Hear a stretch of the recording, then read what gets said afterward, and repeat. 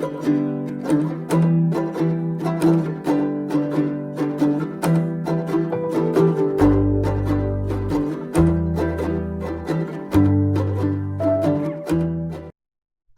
semua titik potong grafik fungsi linier Y sama dengan X negatif 1 dengan fungsi kuadrat Y sama dengan X kuadrat negatif 5X positif 4.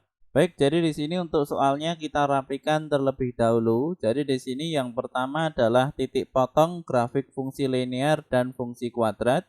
Jadi di sini untuk fungsi linier, ini apabila kita gambar, ini bentuknya adalah garis lurus.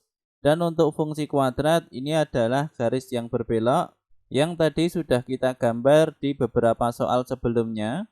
Kemudian di sini fungsi linier, fungsi kuadrat dengan menyamakan kedua fungsi di atas maka karena di sini sama-sama Y sehingga di sini untuk X kuadrat negatif 5X positif 4 sama dengan X negatif 1.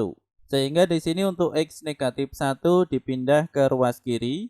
Maka di sini X menjadi negatif X, negatif 1 menjadi 1, sehingga negatif 5X negatif X hasilnya adalah negatif 6X, 4 positif 1 hasilnya 5, maka X kuadrat negatif 6X positif 5 sama dengan 0. Di sini akan kita faktorkan, sehingga di sini apabila kita faktorkan menjadi bentuk seperti ini. Jadi di sini menjadi X negatif 5 dikalikan X negatif 1.